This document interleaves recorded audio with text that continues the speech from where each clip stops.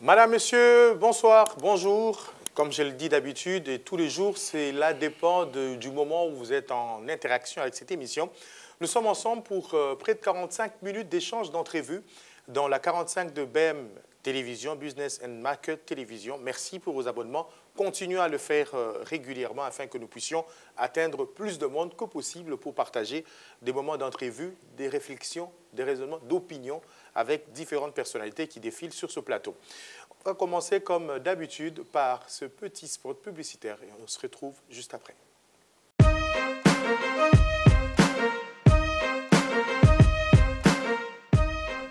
Comment vous si kebe? Au cabinet na lebi munoka mboka esengo leki ngai. Na kuma no soma ntu na mboto.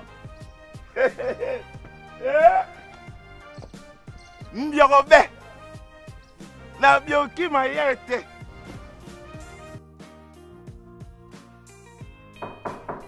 Oui, entrez. Oh, monsieur l'opérateur économique, l'homme d'affaires. Alors, quel bon vent vous ramène chez nous? Oh, Nathalie Sengo. Yo, mais oh, merci bien. Ah bon? Oh, car rien qui dit, na wuti bolobo. Oh. Aller-retour na hors bord na ngai. Ah bon? Désormais, chaque 2 mois, bolobo, na keta la famille. N'est-ce pas? Ce que mon le prix à carburant et Kitty, eh bien, Ezabungo, Likanesi, ya vice-premier ministre, ministre ya économie, na Lisungi, ya première ministre, Mpena Bokasi, ya Tata Mokonza Eko, le chef de l'État, Fachi Béton. Oui, entrez. Oh, Ngalouf Worok. Ngalouf Worok. Ah, justement, c'est un opérateur économique. Aïe qu'on remercier Bisso pour n'avoir que prix à carburant et Kitty. Ouais, les aïe sur le prix à carburant et Kitty. Mais bilo quoi bien? Bilo quoi bien papa tcha pour les Kitty te. Galouf. Nous sommes eza pour baza compliqué. Au lieu d'adapter le prix pour la population là, peut à bénéficier de la décision du gouvernement à solo lina ba importateur, mais non, bango bazo calé. Donc bango tu vas te barrage. Mais oui. Alors tu peux barrage wana couloir refungwana. Un peu placé là. Bon, c'est quoi? Ah, sikoyo. Bakonzi balobi boy. Oyo akozwama. Mbala oyo. Ah. Et tumbu ya munene kokwela ye. Bakanga bango kaka. Ah mais oui. Bakanga. Mais oui, c'est trop. Yambaloyo. On est de retour sur ce plateau. Aujourd'hui, je vais recevoir un homme politique jeune qui incarne les attentes de la population pour l'avenir de la République démocratique du Congo. C'est pratiquement le patron, l'adjoint du patron de la ville de Kinshasa en ce qui concerne le parti politique Union pour la Nation Congolaise, UNC, de Vital Kamerhe Loi Kaningini Kingi. Il s'agit de M. Landou Magloire. Monsieur l'interfédéral adjoint, je vous dis bonsoir. Bonsoir. Merci d'avoir répondu à notre invitation. C'est toujours un plaisir de vous avoir sur un plateau. Vous qui êtes régulièrement sur le terrain, je vous vois dans différentes circonscriptions électorales en son temps, mais maintenant ce sont des circonscriptions toujours qui peuvent être électorales en ce qui concerne les potentialités pour votre parti. Alors, dites-moi comment vous portez d'abord. Comment va l'UNC au jour d'aujourd'hui? Non, l'UNC se porte bien, étant avec nos 2 regroupements réunis, c'est-à-dire AAA, UNC, AVK, étant la deuxième force parlementaire du pays, nous nous portons bien et nous sommes en train de suivre le jeu politique tel que ça se joue et nous sommes dedans. Voilà, vous êtes dedans. Alors, le jeu politique, il évolue selon les prescrits du contexte qui est assez compliqué, à juste pratiquement près d'une année ou 2 ans après les élections. Nous voici nous retrouver dans un contexte compliqué. Alors, comment vous peignez la situation dans laquelle se trouve présentement la République démocratique du Congo?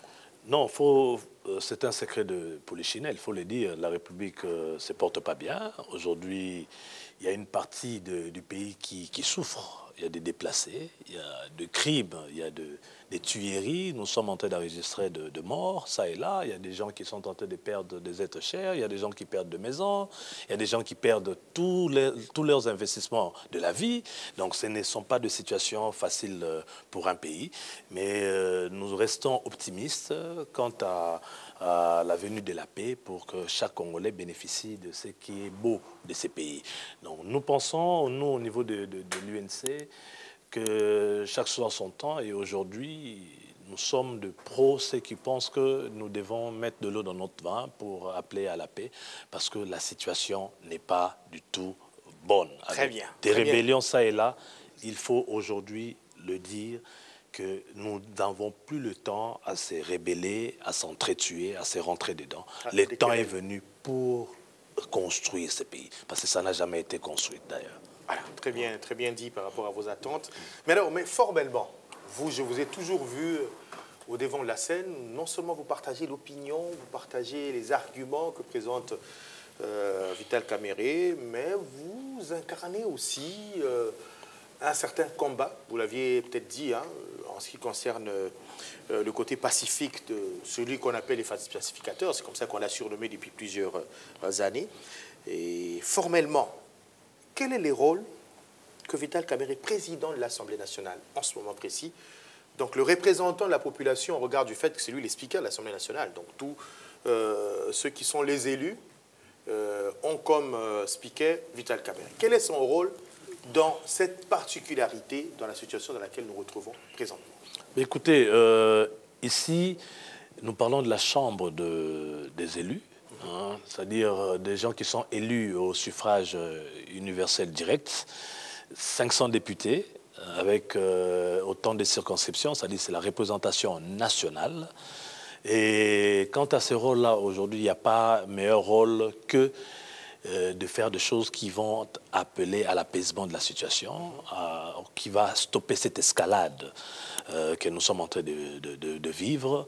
Le rôle que peut jouer le président de l'Assemblée nationale et qu'il est en train d'ailleurs de très bien jouer, c'est aussi d'accompagner les bonnes décisions, les mesures prises par le gouvernement et aussi le chef de l'État, qui vont des mesures qui sont à caractéristique de ramener la paix et de permettre aux Congolais de vivre aisément, parce que nous avons été élus, nous avons bénéficié du pouvoir, du suffrage du peuple pour assurer leur sécurité.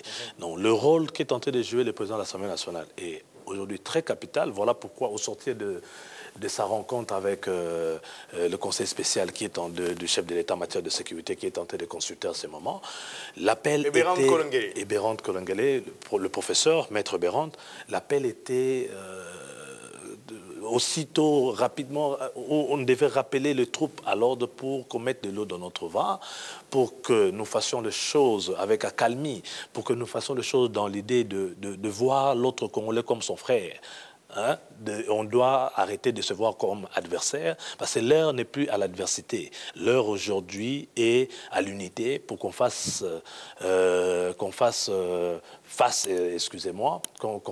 à l'agression extérieure qui est l'agression rwandaise. Aujourd'hui même l'agression ougandaise. Donc l'heure n'est plus à l'adversité interne. Nous devons vous êtes le seul à le dire particulièrement. Les autres ne veulent pas le dire que l'agression elle est rwando-ougandaise. Ils ne citent que le Rwanda. L'Ouganda semble être béatifié. On n'a pas besoin d'un dessin pour voir cela. Chaque jour, ceux qui sont sur les réseaux sociaux, nous vivons comment est-ce que le chef d'état-major de l'armée ougandaise, qui n'est rien d'autre que les fils du président Yoweri Museveni, nous attaque.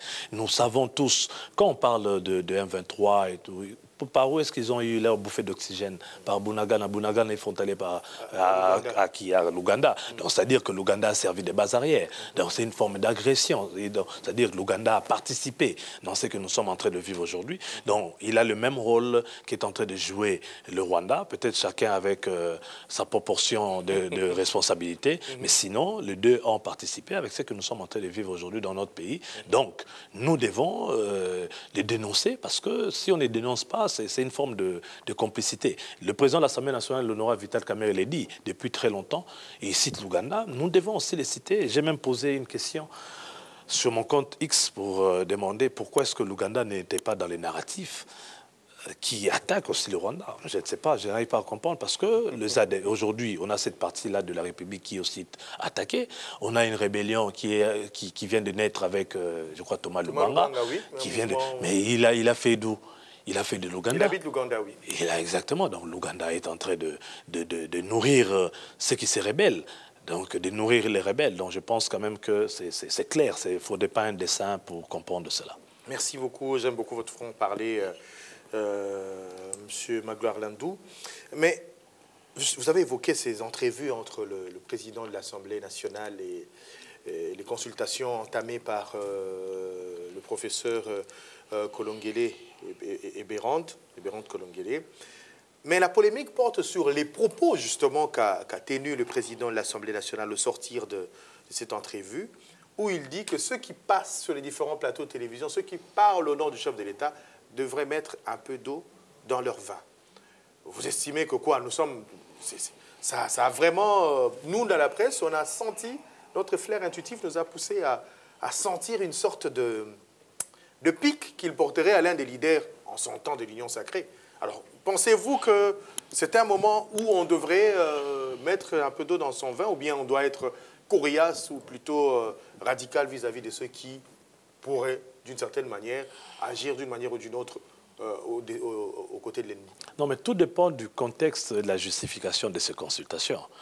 Les consultations ont pour objet, le contexte est que ça ne va pas. Dans le pays, ça ne va pas. Il y a une crise militaire, politique même. On a besoin de la cohésion. C'est ça le contexte. Et ça justifie même ces assises, ces consultations. Maintenant, nous avons aussi... Il faut savoir quels sont les objectifs que le président de la République s'est assigné en lançant ces consultations. Les objectifs est qu'on puisse avoir une large étendue des hommes politiques, des leaders politiques, de la société civile qui rentrent ensemble pour qu'on puisse diriger et qu'on atterrisse en douceur sur son deuxième mandat. C'est ça aussi l'objectif. Donc, partant de cet objectif, on ne peut pas vouloir un objectif qui va dans le sens de la verticale et puis vous avez de la méthodologie qui va dans le sens horizontal. Donc, c'est contradictoire. Donc, si nous voulons réellement appeler à une large mobilisation, un large consensus des acteurs politiques, des leaders d'opinion, de la société civile, pour que chaque Congolais vive enfin la paix. Donc nous devons réellement cesser de s'attaquer entre nous. Oui. Sinon, on serait en train de passer du temps. Et les hommes politiques comme Vital Kamerhe, ce sont des gens pragmatiques. Et ce ne sont pas des gens qui ont du temps à perdre. Et surtout, il faut signaler que ce sont des gens qui sont aujourd'hui, qui sont eux le sage du pays. Donc, ils doivent donner les tempos, ils doivent donner la direction qui serait suivie par l'opinion. Parce que si, aujourd'hui, matin, midi, soir, on se rentre dedans, à quoi ça servirait la démarche du chef de l'État qui est menée par le professeur Bérande Kolongele. Donc, soit on veut une chose, sans son compteur, sans vouloir son compteur, soit on la veut pas. Donc c'est ce que l'honorable Vital Kamerhe a essayé de dire, partant des objectifs. Bien évidemment, il a demandé à ce qu'on arrête de parler au nom du chef de l'État. Hein, surtout ces histoires d'attaquer les gens, hein, ces histoires d'attaque personnelle, individuelle. Ça ne nous amène rien. Ça ne récupère ni territoire, ça ne récupère ni les localités, ni même un village, même un kilomètre. Je n'ai pas vu, depuis qu'on a commencé avec ces histoires de meetings, d'attaquer, d'insulter, on est juste en train d'observer. On n'a pas vu quel est le rendement. Quel est le rendement? Les gens semblent oublier, les gens vous demandaient à Vital Kamerhe de se prononcer, de parler, de faire aussi des descentes. Mais les gens ont oublié. Mais les gens ont oublié. La dernière fois que j'étais sur votre plateau, c'était parce que Vital Kamerhe avait fait tous les territoires de l'Est. Prêchant et la paix, dénonçant les mauvaises pratiques de prise d'armes à l'époque, déjà, il avait proposé un dialogue. Si on avait écouté Vital Kamerhe et entendu sa voix à cette époque-là, on ne serait pas arrivé là où nous sommes aujourd'hui. Il faut quand même le signaler. Il a proposé un dialogue triangulaire avec un œil dedans qui était le M23, un dialogue avec les deux pays qui nous agressent, notamment le Rwanda et l'Ouganda, avec le M23 au milieu comme œil qui était téléguidé par ces deux puissances de la région. Et il a ramassé beaucoup de critiques, même pas de critiques, des insultes, des injures, ça va jusque loin, sa mère, sa femme et tout. Et on a fait tous les territoires de l'Est, et aujourd'hui on est en train de voir des gens qui font des territoires de la partie Ouest, et ce sont eux qui veulent vraiment nous donner des leçons. Non, aujourd'hui, il n'y a plus lieu de s'attaquer mutuellement. On doit avoir un langage responsable, un langage de cohésion nationale réellement, et un langage qui nous pousse au vivre ensemble pour qu'on comprenne que l'ennemi est dehors. Et on doit combattre l'ennemi parce que, même après, ça fait 30 ans qu'on est dans cette situation. Si on continue à cette allure, après 30 ans, ça fera 60 ans, on sera toujours dans cette situation. À un moment donné, il faut que des hommes, l'élite, des hommes responsables, consciencieux, prennent les choses, prennent le devant, même si ça fera mal, mais on doit se dire de vérité en face pour que les pays puissent avancer. Voilà. Alors, vous plantez déjà le décor de la suite de ma question. Alors, quand on parle de la cohésion nationale, ça requiert quel comportement, selon vous? Parce que ce que vous avez déjà dit, que le président, s'il a organisé ces assises, c'est pour que nous puissions avoir une cohésion nationale. Mais cette cohésion nationale a de prérequis, a des exigences. Et elle requiert quel comportement vis-à-vis de vous, acteurs politiques? D'abord, l'acceptation mutuelle. Peu importe les divergences. D'abord, l'acceptation mutuelle. Ceux de l'opposition doivent accepter que c'est Félix Tshisekedi qui est le président de la République. Ces discours-là de, je ne sais pas moi, élu, tel élu, et tout, de dénigrer et tout, ça, bon, ça ne va... D'inacceptation. D'inacceptation, ça ne va rien résoudre. À un moment donné, les politiques doivent prendre conscience. Sinon, un jour, cette population, cette majorité silencieuse va nous bouter tous dehors. Ça, je vous dis la vérité. Parce que quand vous boudez mutuellement là, chacun garde son discours, sachant que quand j'ai dit que je suis président élu, ça ne va jamais te donner l'impérium. Tu le sais, tu ne vas jamais résoudre le problème d'eau, tu ne vas jamais résoudre le problème de l'électricité, hein, ni de l'emploi des jeunes, parce que tu n'as pas l'impérium, mais tu t'y tiens. Donc on doit d'abord s'accepter mutuellement. Ceux du pouvoir doivent accepter ceux de l'opposition aussi. Okay? C'est vice-versa. Il faut d'abord qu'on s'accepte mutuellement. Des deux, il faut qu'il y ait un discours. C'est comme dans une maison. C'est comme dans une maison, on est en deuil. Effectivement, nous sommes en deuil parce que les gens sont tentés de mourir. Le Congo souffre aujourd'hui, on est en deuil. Puisque nous sommes en deuil, nous sommes une famille. On ne va pas nous régner les faits qu'on soit une famille. Okay? On est une famille, donc il faut un discours d'apaisement.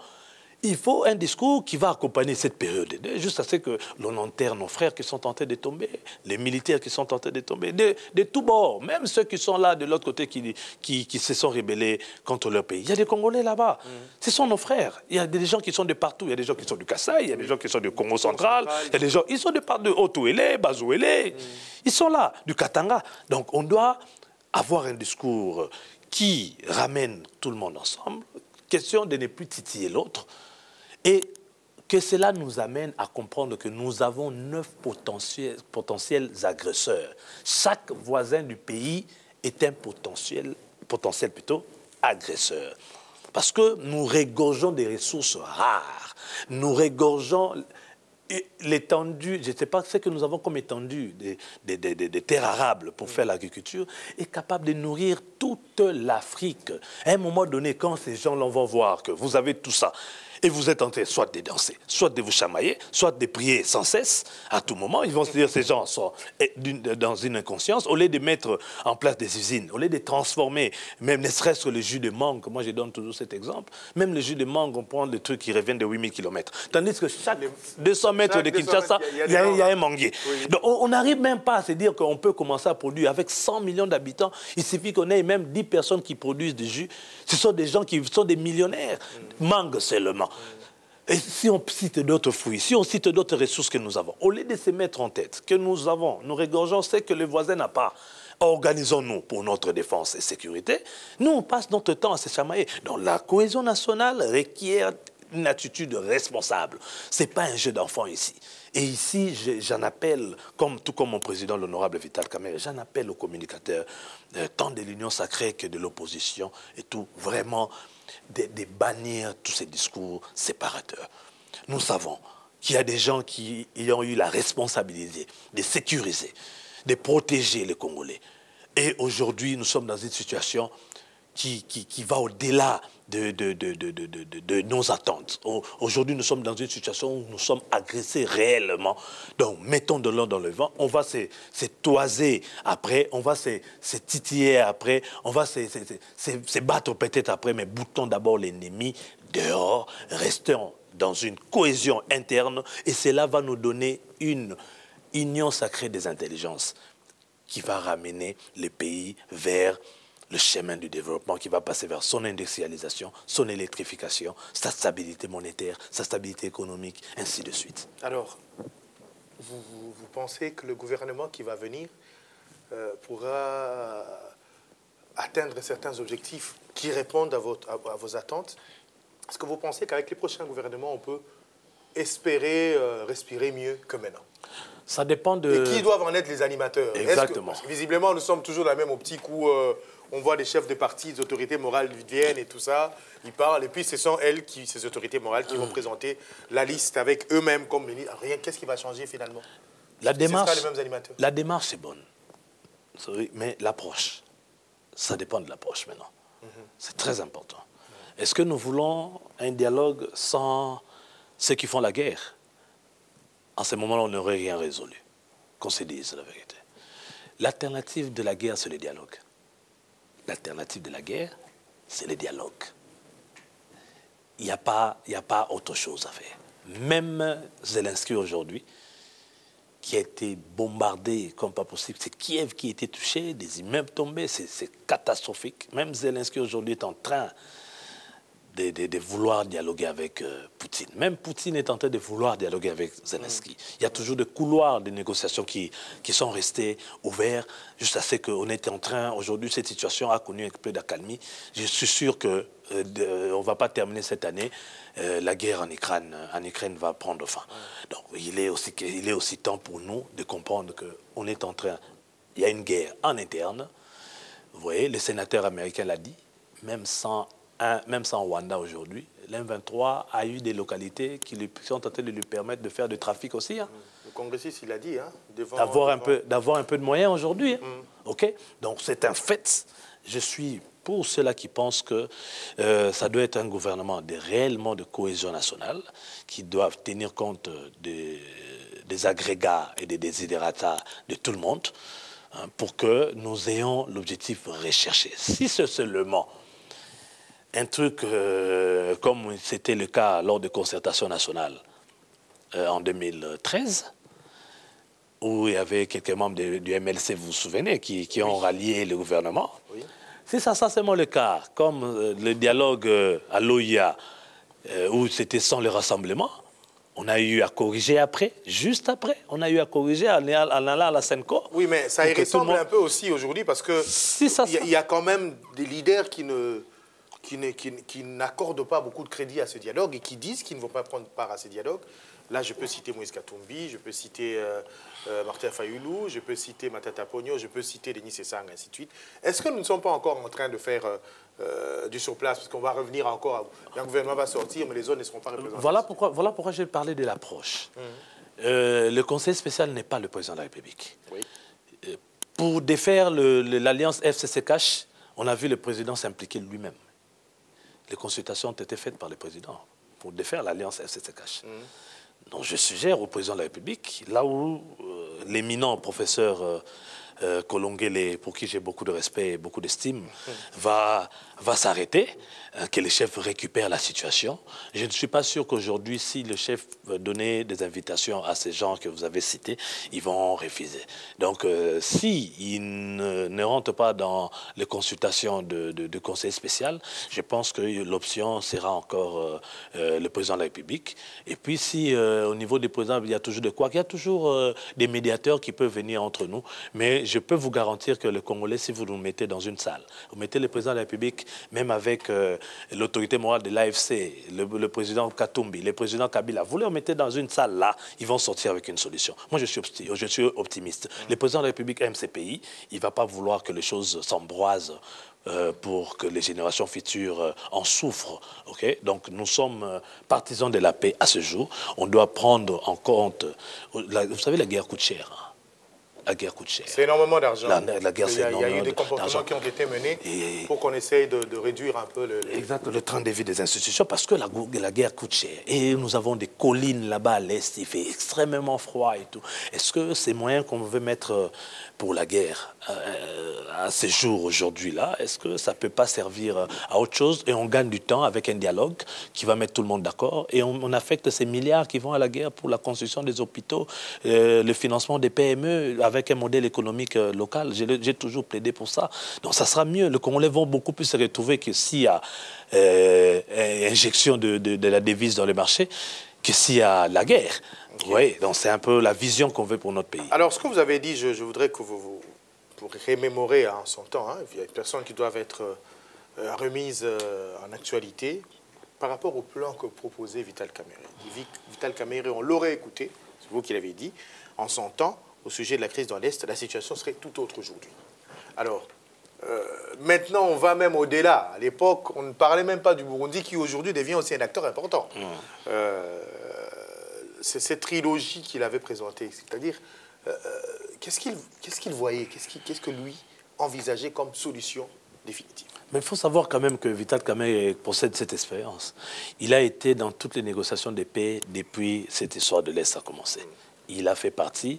Donc, je pense que c'est une expérience à utiliser pour les pays. Et je demande même au chef de l'État aussi de consulter d'autres acteurs, notamment les sénateurs chez Okitoun, je crois aujourd'hui les députés nationaux. Il y a beaucoup de gens qui ont joué des rôles majeurs, qui ont certes travaillé avec l'administration Kabila, mais ce ne sont pas des ennemis de la République. Aujourd'hui, ils peuvent être consultés pour apporter l'intelligence. On migré vers l'Union sacrée. Il y a même d'autres qui ont migré vers... Mais qu'on s'appuie sur eux pour aujourd'hui, comme technicien, pour nous donner des pistes. Donc, Vital Kamerhe, partant de cette expérience, avait déjà compris qu'avec la guerre, nous n'allons pas s'en sortir aussi facilement.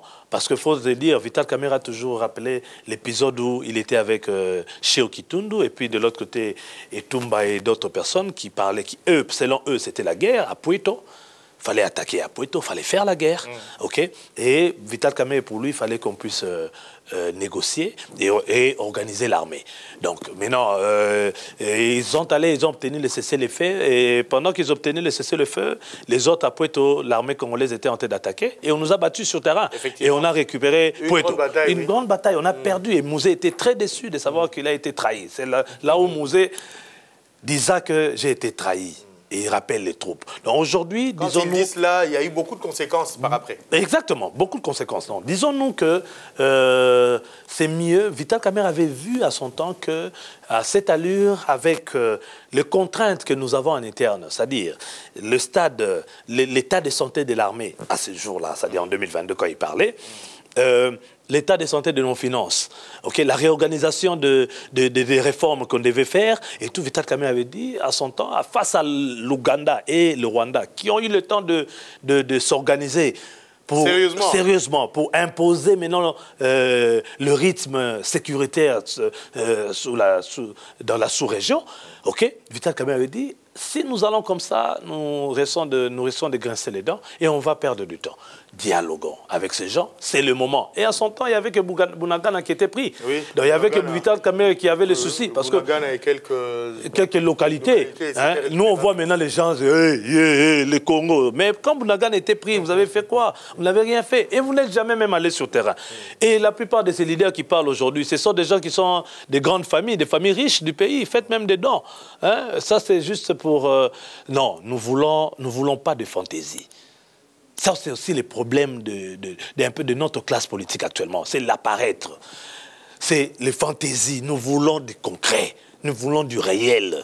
Nous voulons des solutions qui peuvent nous faire mal, mais réfléchies, sages et qui vont épargner des vies humaines, qui vont épargner notre économie. Vous savez ce qu'on est tenté de perdre en perdant Goma et Bukavu?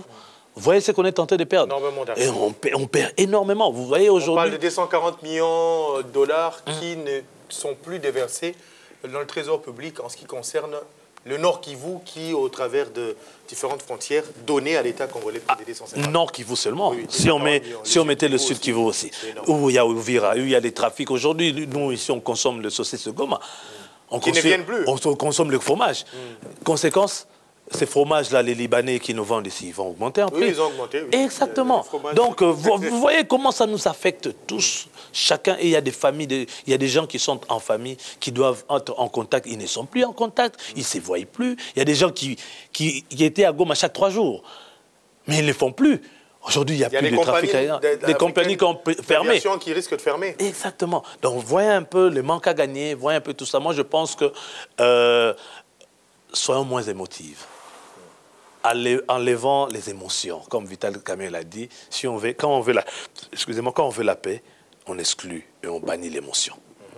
Très bien dit. Alors, comme nous sommes en train de nous acheminer petit à petit vers la fin de cette belle entrevue, alors, je voudrais vous poser une question sur... vous êtes très actif sur le terrain, vous êtes à Kinshasa, capitale de la République démocratique du Congo, vous entrez dans les quartiers très reculés, hein, quand je regarde vos images et vos photos.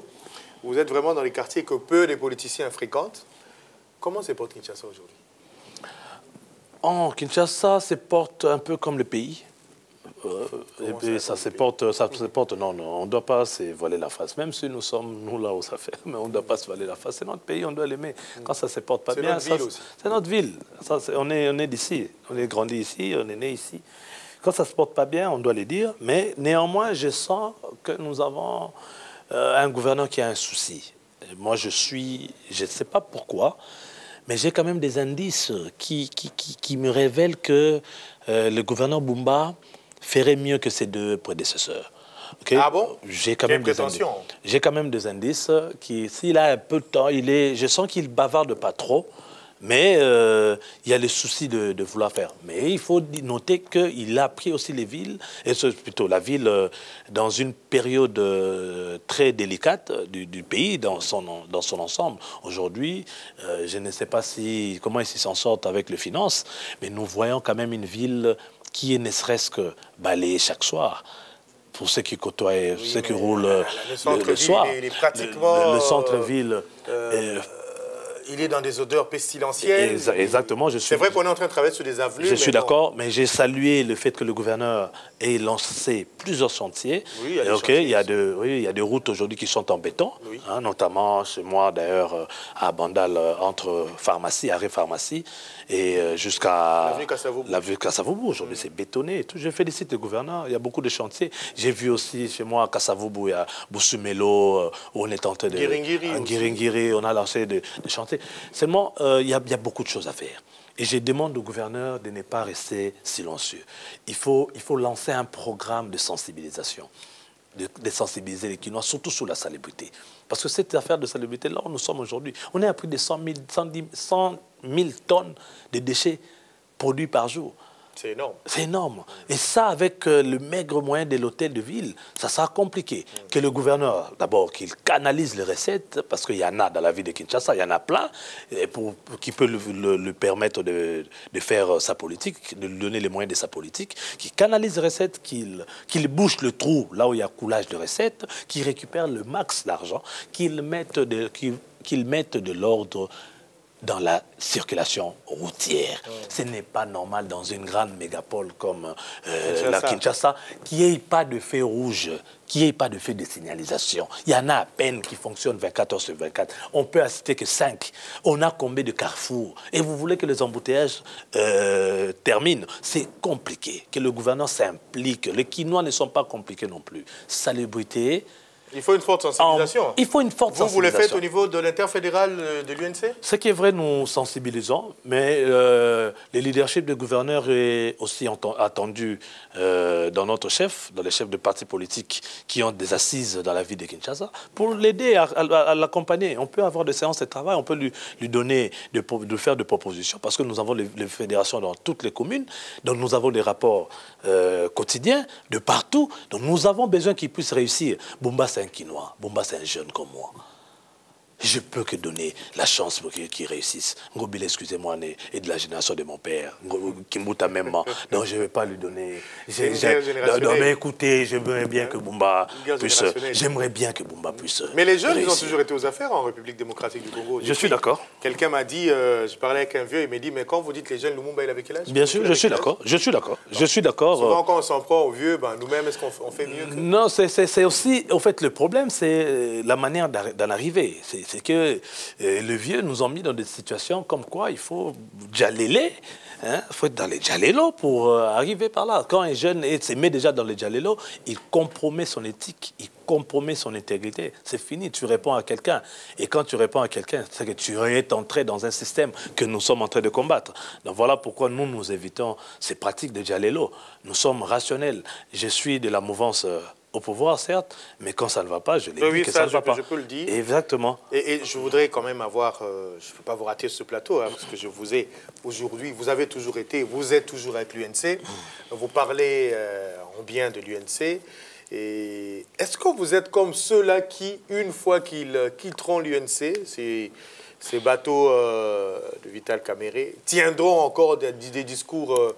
presque inconvenant, il en ramasse votre président national en ce qui concerne ceux qui étaient vos anciens camarades et aujourd'hui. Je vois où est-ce que vous en venez, mais nous ne sommes pas de cette race-là. Nous ne sommes pas de cette race-là. Et aussi, ça fait 14 ans que je suis avec le président Vital. Donc, nous ne pensons pas que nous allons l'attaquer, un de ces quatre. Nous le prenons pour notre papa. Hein, vous voyez, donc il nous a pratiquement vu grandir dans la politique. Et on a eu... Il vous a aidé à grandir. Bien sûr, bien sûr. Donc il nous a vraiment formés et tout. Donc, on a eu des moments avec lui. Et aujourd'hui, ne vous inquiétez pas. Nous avons aussi des moments où nous disons au président que nous ne sommes pas d'accord avec cette façon d'agir. Monsieur le Président, pas ça. S'il vous plaît, sauf votre respect, Monsieur le Président, s'il vous plaît. On l'a dit. Mais on ne va pas venir à la télé. OK? Croyez-moi, au sein de notre parti, il y a aussi des gens qui ont des voix. On veut parler. Comme là, ça faisait quand même un petit bout moment qu'on n'a pas eu ces entrevues comme ça. On veut parler. Mais on a appris, comme lui, à gérer les choses dans la maison. Quand vous formez une famille, il ne faut pas ramener les choses très souvent sur la place publique parce qu'à la fin, les gens ne sont pas dupes. Ils vont voir que vous n'êtes pas crédible. Même là où vous êtes allé, ils vont se servir de vous pour avoir des informations d'où vous venez. Mais après, ils vont s'enlacer. Ils vont vraiment se dire qu'ils s'enlacent. Ce monsieur n'est pas crédible. Donc, Vital Kamerhe, insulté hier, insulté aujourd'hui, insulté après-demain. Je pense même qu'il a eu des vaccins. Je demande même aux gens qui l'insultent. Laissez. Vous perdez votre temps. Kamerhe est vacciné contre les injures. Okay? Récemment, il était menacé de mort ici. Récemment, on a accusé qu'il voulait la tête du chef de l'État. On a dit des trucs.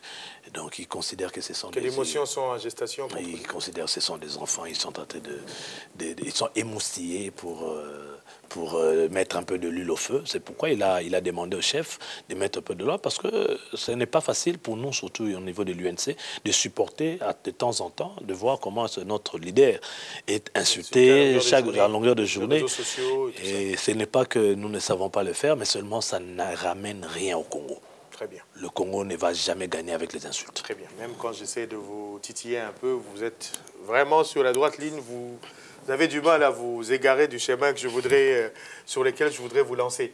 Alors, pour terminer, Monsieur Landou Magloire, dans l'Est du pays, il y avait une petite accalmie, oui c'est vrai, mais ça enfle encore et tout ça. Comment voyez-vous l'avenir de la République démocratique du Congo d'ici fin 2025?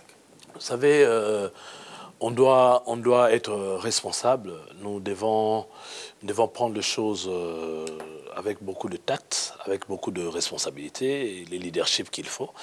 Je vois cette situation s'est calmée, mais ça me demande de sacrifices. de tous bords. Ça nous demande vraiment des sacrifices. Et par ici, je salue d'ailleurs la démarche entamée par les pères des églises, les pasteurs et les pères des églises, les évêques. Hein. Donc si je salue vraiment cette démarche parce que c'est une démarche qui nous amène vers la paix. Parce que 2025 sera une année très mouvementée pour le pays, mais on peut anticiper les événements en ayant un comportement responsable, en ayant des attitudes responsables et en laissant l'ennemi akufanasoni, comme on dit. Ennemi faut akufanasoni, donc c'est ça en fait. Donc nous pensons que l'année nous pouvons que prédire de bonnes choses pour notre pays, mais aussi, il faut le dire, ça nous demande beaucoup de responsabilités et de sacrifices. Alors, quelle est la différence? J'ai comme l'impression que vous penchez plus vers l'approche du pacte social hein, de l'Église catholique, la SENCO, et l'ECC, l'Église du Christ au Congo. En quoi ce pacte-là ou cette approche-là est différente de celle que les autres pays...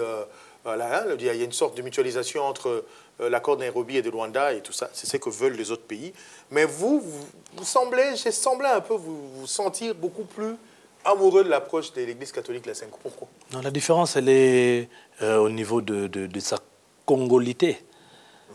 C'est congolais, l'approche de père et de révérends. C'est des évêques, c'est congolais, c'est entre nous. Et eux, ils sont très proches de la population. Mais c'est entre nous. Je préfère encore que l'abbé Cholé règle mes différends avec un autre frère, que ce soit, je ne sais pas moi, Antonio Gutiérrez, je ne sais pas moi qui. Donc je suis plus à l'aise que ce soit l'abbé Cholé. Vous voyez. Après, on peut manger du pondou, après on peut manger un peu de ndakala, un peu de foufou. Ça raffermit le lien. Hein, le lien de famille. Donc, je pense que la différence est à ce stade-là. Et aussi, avec le père spirituel, je pense qu'il y a beaucoup plus cette approche directe. Hein. C'est un peu... Il n'y a pas trop d'implication. Il n'y a pas trop d'intermédiateurs. Donc, c'est-à-dire ça sera vraiment un peu du tic-au-tac, comme vous et moi sur cette table. Là, il y aura... qu'ils ont rencontré tout le monde. Il y aura diables ont été rencontrés. Il y aura Vouemba ici, il y aura Kabila là-bas, il y aura Kabouya ici, il y aura Kambale ici, et Raston, il y aura... On s'aime, on se regarde. Et on règle nos problèmes. Ce pays est riche, ce pays est béni. Ne donnons pas l'impression que nous ne méritons pas le Congo. C'est l'impression qu'on est en train de donner aux voisins et ils profitent du désordre en interne. Donc pour nous piller. Vous ne devriez même pas avoir en ce moment des exilés politiques. Ça ne devrait même pas exister. Pourquoi ça devrait exister? Dites-moi, qu'est-ce que ces exilés ont fait réellement ici? Qu'est-ce qu'ils ont fait? Le vieux Vouemba. Vous avez une idée beaucoup plus rassembleuse du Congo. Hein. Je vous vois très... vous êtes vraiment le fils de Vital, hein, exactement. C'est ça. Parce que 450 dialectes, des ethnies, des tribus, 9 voisins. Maintenant, tout ça, vous mettez la division. Mais vous êtes parti pour la mort. Vous allez mourir comme des mouches. Mais quand vous mettez l'unité, vous savez les États-Unis, l'Afrique, vous savez la Chine. Okay, vous savez la Chine, parce qu'aujourd'hui, on a même 10 voisins, on a même l'océan. Oui, c'est vrai. Okay? Donc, on a même l'océan. Donc, on doit être responsable des attentes du monde. Les gens veulent le lithium. Ils doivent venir prendre le Congo. Ils viennent ici, ils trouvent que c'est corrompu, c'est des attaques, et tout. Qu'est-ce qu'il fait? Ils profitent, ils divisent. Il vient à l'opposition, il met un peu un 100 000. Pour lui, c'est rien. C'est un marché des milliards. Il met 100 000 $ là-bas. Bon, les opposants s'attaquent là-bas et tout. Qu'est-ce qui se passe? On sait ce qui se passe dans l'économie. Personne ne s'en occupe. Les gens ne regardent pas. Aujourd'hui, on n'a plus l'œil, on ne regarde plus ce qui se passe aujourd'hui avec nos frères qui sont employés chez les Indiens, les Libanais ici, qui sont mal payés, sous-payés. Il y a la guerre là, mais les gens doivent payer les loyers ici avec un salaire de 150 $. Quel est ce loyer-là qui coûte encore 150 $ au pays? Conséquence, les gens volent. Parce qu'ils doivent survivre. Donc on est plus sur des questions, des sujets du vécu, des sujets d'État, du sujet du vécu du Congolais. On est maintenant aujourd'hui en train de... Tout ce qui nous préoccupe aujourd'hui, Bazongi, Poussé Bango, c'est tout ce qu'on dit aujourd'hui, c'est devenu le vocabulaire congolais. On doit avoir un vocabulaire, marchandises et transité, bateau et commis, c'est ça les vocabulaires qui doivent exister. Pour transformer Bilokoana, marchandises et commis, camion et Sukiwapi. Très bien. Aujourd'hui, avec tout ce que... Moi, mon rêve aujourd'hui, c'est de voir Banana à Kasimbale Sareli. Moi, ça, c'est un rêve. Je connais tous ces tronçons-là. J'ai fait ça par route. J'ai fait aussi les trains. Oui. Ça va booster beaucoup de choses. Mais dites-moi, tous ces villages par où la route va passer au Kasaï, les gens là vont mettre un peu de bistro-bar, ils vont mettre d'hôtels, parce qu'il y aura des gens qui vont faire des escales. Il y aura des stations de service. Qu'est-ce que ça crée? Ça crée l'emploi. Les gens sont mieux. Les lotokomikaka, bitumba. Non. Donc, le Congo, pour que le Congo joue réellement son rôle, pour que le Congolais, pour que le Congolais soit heureux, on doit être unis. On est appelé à être unis. Si on est divisé, ça ne servira à rien. On sera que des richesses individuelles, des richesses d'égoïsme. Donc, la famille ça n'aide pas non plus ces genres de richesses-là. Donc, voilà un peu notre vision au niveau de l'Union pour la nation congolaise du président Vital Kamerhe. Merci beaucoup, monsieur l'interfédéral adjoint de l'UNC, Magloire Landou, d'avoir répondu à notre invitation. Je pense qu'on vous aura plusieurs fois sur ce plateau. Je vous embêterai pour que vous veniez commenter l'actualité avec nous. Et merci à vous qui nous avez suivis. Demeurez fidèles à la BEM TV. On se revoit très prochainement. Au revoir.